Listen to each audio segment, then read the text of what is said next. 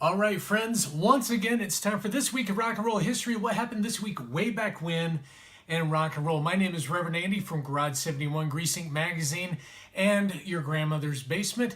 And today's first story is going to be from 1952. August 13th, the original version of Hound Dog was recorded by Willie Mae Big Mama Thornton. It would become the first hit for the songwriting team of Jerry Lieber and Mike Stoller and would top the Billboard R&B chart for 7 straight weeks, selling nearly 2 million copies. Back in 1957, August 16th, Buddy Holly and his Crickets played the Apollo Theater in Harlem and were booed by the mostly black crowd who were expecting to see an R&B group that also used the name The Crickets.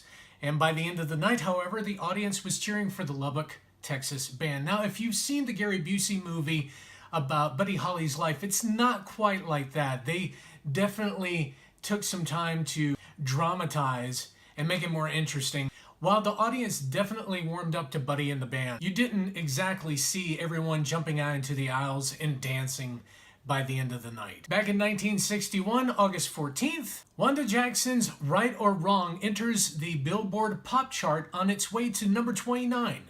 She would follow it with the number 27 hit In the Middle of a Heartache the following November.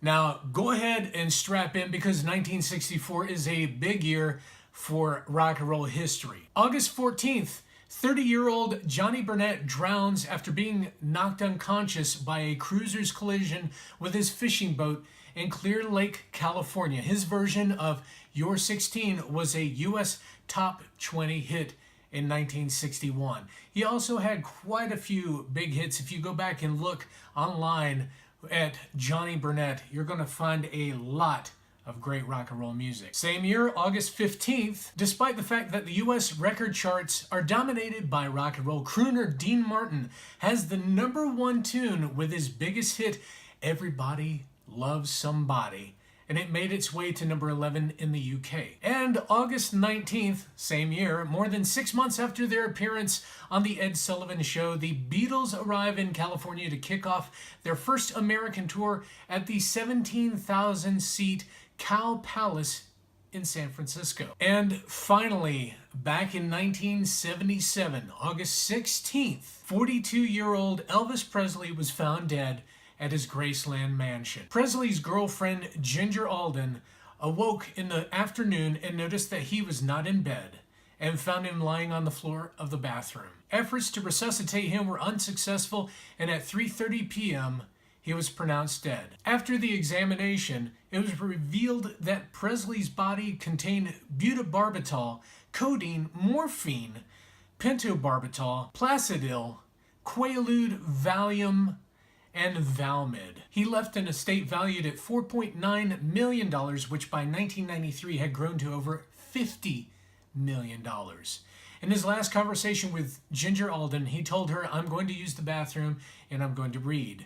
When she cautioned him not to fall asleep in there, his final words were, "Okay, I won't." And that is your week of rock and roll history, my friends. Consider yourselves entertained and educated when you tune in this YouTube channel. Check out the links below. Find me on Twitter, Instagram, Facebook, and I'm all about town. I may even have a Tumblr profile. I'm not really sure. And if you happen to find me on Tinder, whichever direction you're supposed to swipe, that's good. Make sure you do that. And so I'll find you guys later on in the week, right here. And for me, it is martini time. Adios, my friends.